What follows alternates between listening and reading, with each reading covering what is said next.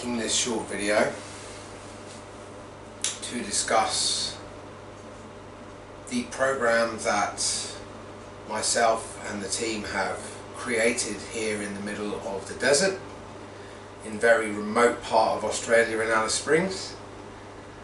And I'd like to talk about what this program looks like, what it means to me, most importantly what it means to the clients, and why I believe that a program like this with the right support and framework could easily be transferred to other states that are struggling to deal with this drug and the effects it is having on the community. Ice is an insidious drug. It is one of the most addictive drugs on the planet, if not the most addictive, and it is the scourge of our country that I am blessed to live in Australia. And what I see every day is people severely disabled by this addiction, families completely unsupported by this addiction, courts not understanding or being open-minded about this addiction, and I feel our brothers and sisters across the water in New Zealand and what they are trying to roll out to fight the same drug is working, and it frustrates me that such a forward-thinking country such as Australia would not see the benefits of more open-minded practices with this addiction. I am going to tell you very briefly my story of how I ended up in this job, and then I'm going to explain to you what DASA means to me and what this program means to me, and what it does most importantly for our clients. My name is Llyoyd and I'm a recovering addict. I moved to this country 9 years ago, and for whatever reasons I connected with this drug as a one-off at a party and lost the best part of the next 5 years of my life because of it. There are many defining factors why, which is another reason why we have to be open-minded on these discussions. People do not just wake up one day and decide to become a drug addict. Yeah? It's not a nice place to be in or a nice life to lead. People don't voluntarily decide it. There is a range of factors that affect people to make decisions about this drug, and one of my defining factors was one of my best friends, Sarah Groves, being brutally murdered in Kashmir while I was at the start of my addiction, which accelerated it. I believe the reason I got into the addiction was I had moved to another country. I was extremely culture shocked. I was missing my culture in Britain. Simple things like my sport, my friends, trying to make friends with a very new kind of culture. I also got myself a job. I am a plumber by trade, but I couldn't get my plumbing started in Australia after spending a vast amount of money on even getting here on a visa, because they wanted me to spend more money to prove I was a plumber, which I didn't need to because I had been doing it a long time. So I got a job as an asbestos remover, and I believe for my intellect it was not stimulating enough of a job, and so my escapism into this drug was my way out of the monotonous routine of a job that wasn't stimulating me, even though this new environment was probably overstimulating me. Towards the end of my previous relationship, when it broke down, for whatever reasons I'm not going to go into, I also had a long-term ice addiction at this point, and I lost pretty much everything, and I made a conscious decision to change my environment and leave Adelaide, and I moved to Alice Springs, not really knowing what I was going to do. And when I got to Alice Springs and got to know this town over the coming couple of months, it made me very angry and sad that there was a lot of problems and a lot of trauma and misery here, and no one seemed to be doing enough about it. And so my mother told me, if you want to see the change, you have to be the change. And so I got a job in a rehab after only becoming clean from ice for just under 3 months. And the rest is history.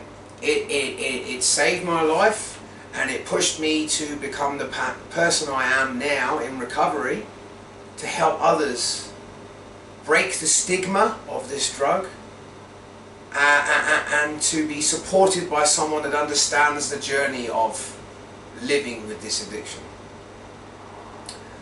I work at DASA, the Drug and Alcohol Services Australia, for my wonderful CEO, Carol Taylor.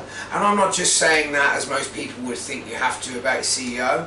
I have a deep rooted affection for this mentor and this woman, for everything she has done in the belief her and her staff have put in me over the years when I've doubted myself. I worked in the residential rehab facility for 2.5 years. Got to understand the culture of this town, the culture of Aboriginal people in the desert mob. Started to see the increase in clients coming through the rehab in the early years of being at DASA, which was much more for ice. And one day my CEO identified a gap in treatments for this town, that we needed a methamphetamine treatment program. And the most effective treatment program for people struggling with this drug is an outreach service. A service in the community that can go and support people on a daily and weekly basis while they are trying to abstain, or after abstinence recover. It is vital. Rehab is fine, but after the 10, 12, 8 weeks, whatever, you still have to walk out of the controlled environment into your own environment where all of the triggers and the temptations are there. And so without having an outreach service to transition through from rehab and continue to be supported by, people will more often than not lapse and possibly relapse back to their old behavior patterns. What does this program mean to me? It means everything to me. I didn't change my whole career and risk everything to start again on a whim. It is inside me what needs to be done for this to give people the best possible chance to find the life they deserve after addiction. We work in a town that is hugely resource poor, in a remote area with no money, and yet we still make it work. And I truly believe, with what we've seen in this program, we are, for what we have in resource and staff, which is just 2 of us, one of the most successful answers to this problem that there could be if we could grow this and replicate it around the country. It isn't a band-aid fix, this is a long-term plan, and I'm not trying to say that it is a guarantee it's going to work everywhere.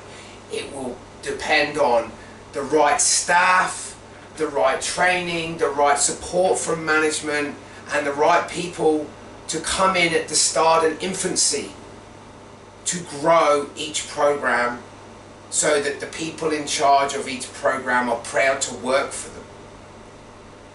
I come to work every day and I don't feel like I work, because I actually enjoy coming in. Yes, it's a challenging job. Yes, it can be unforgiving, but it can also be fraught with amazing experiences when you help people come up with ways out of what they are struggling to deal with. what this program represents is a shift in thinking. I work and have done from day dot alongside the judges to educate them on the vision I have and what we have to do as a collective community in recovery. That's not to say they can't still practice what they have to do and administer the law, but with a framework and with the right guidance and clinical letters and explanations and standing up in court to advocate for my clients, they have a broader picture than just jail about what that could look like. And it has been working.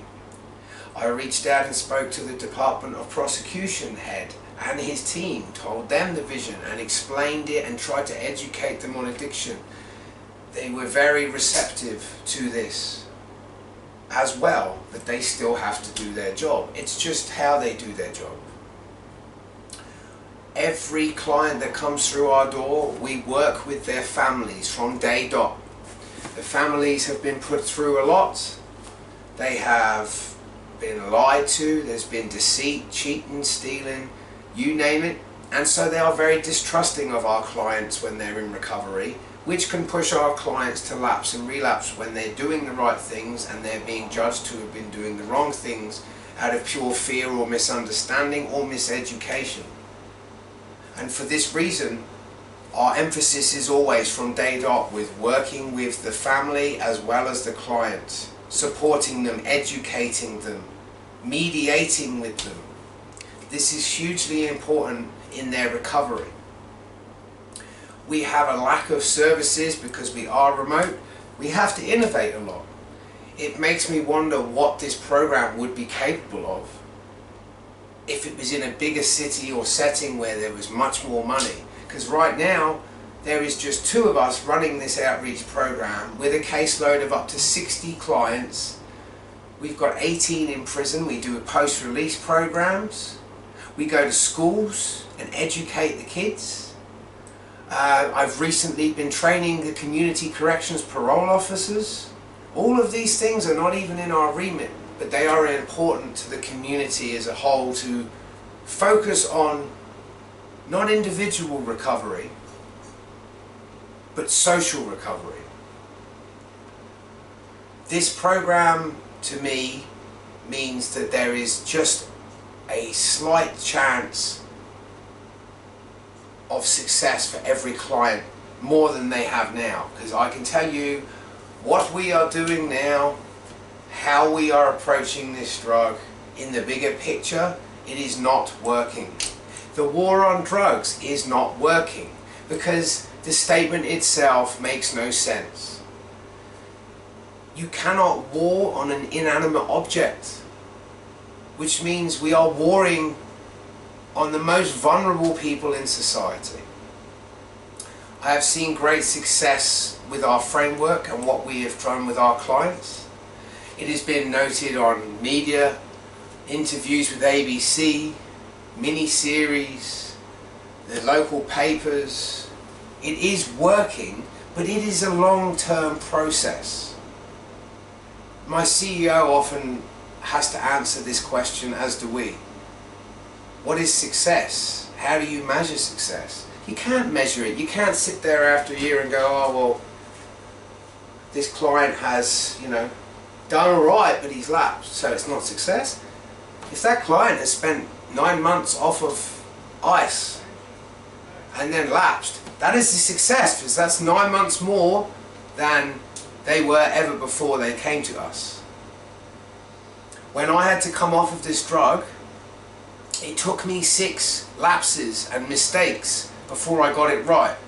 But as long as the client is owning each lapse and understanding when they make these mistakes that they are angry with themselves and angry, more importantly, at the drug, this is very natural to build blocks for stepping into recovery. When someone says they want to give up a drug or alcohol, and they do it, they do well, and then they have a slip, we are so quick to say, see, I told you so, they're not going to change. It's not helpful. It's not human nature. This is why we have to shift the thinking patterns into social recovery. That is why every day of the week, me and Dion are working with our clients. Sometimes Dion is having to manage all the clients while I'm going out to advocate and guest speak to anyone that will listen about changing your mindset about this drug, addiction, and generally the war on drugs. Any opportunity that we get to talk publicly to anybody that will listen, we will do that. This program means everything to me, to Dion, to the teams that around us that support us, and to DASA and Carol Taylor, the CEO. We are performing minor miracles every day as far as I'm concerned.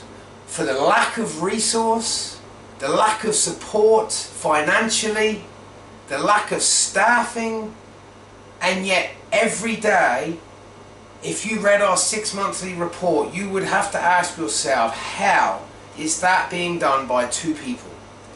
It is, in a bigger sense, being done by 5 people, because there is 2 more outreach teams that almost sister our program and sometimes overlap, and when they can, in their own busy schedules, they will help support us. But we have had to put that in place because we don't have our own staff to grow.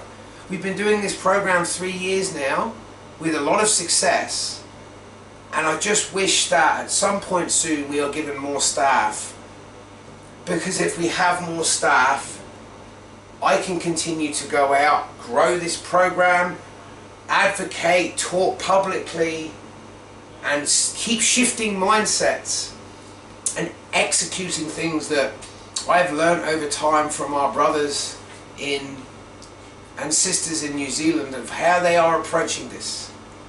Drug courts, different types of orders, therapeutic and holistic approaches. This program could be something special. Take it from somebody that has walked in the shoes of my clients. It is a hard road.